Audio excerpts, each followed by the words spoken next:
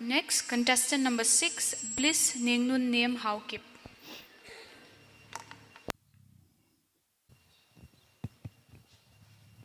A very good morning to one and all. I am Bliss, and it is such an honor to be able to present my last speech here. And as such, I extend my gratitude to the Siamsin Polpi for organizing this event, and also to the respected judges for providing me this platform.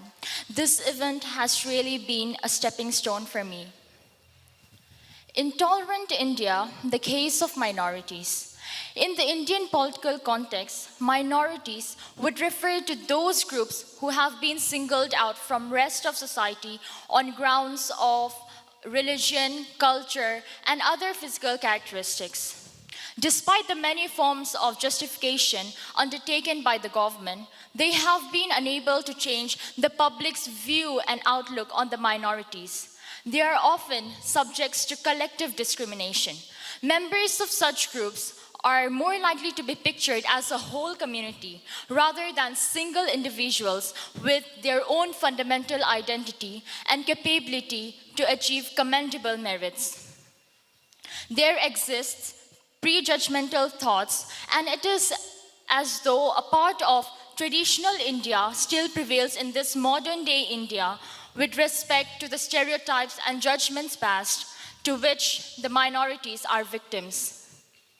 I came across a statement in our political science subject in school which says, "The Constitution has not failed us, but we have failed the Constitution." And I was like, amen, because it is true indeed.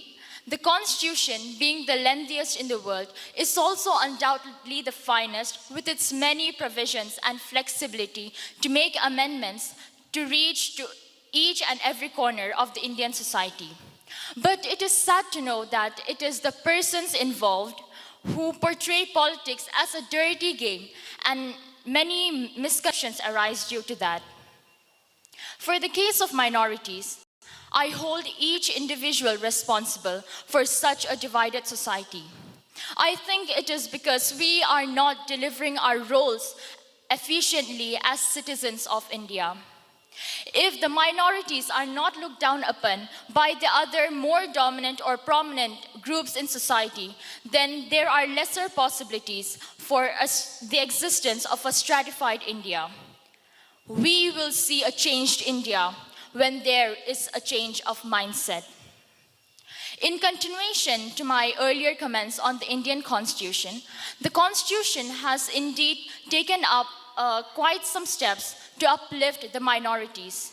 And I would like to ponder on the reservation quota besides many others. We've been given reservations in various spheres, some of which are the political sphere like the parliament, educational sphere like colleges and universities, and also in the sphere of various jobs and occupations like in the UPSC examinations. But in my observation, these reservations have just made us more and more dependent as we are getting too adapted to the system, rather than taking this platform as an opportunity to work harder, achieve success, and step up, especially in these competitive exams. I think if taken the full advantage of, our current label as minorities can be a blessing in disguise. Even if we are being subjected to different negative perspectives, we should not be discouraged, but rather focus on improving our capabilities and proving our abilities. If the remarkable Sri Haulianlal Goite can make it to IAS as a young 23-year-old in the general quota, how much more likely are we to achieve such merits given the reservations provided by our considerate government? So, the young people of today, why do we sit still at home and get diluted by this obsession for technology? It is high time we dust the dirt off our books and be a burning flame for our religion, our community, our society. If one can, others can also.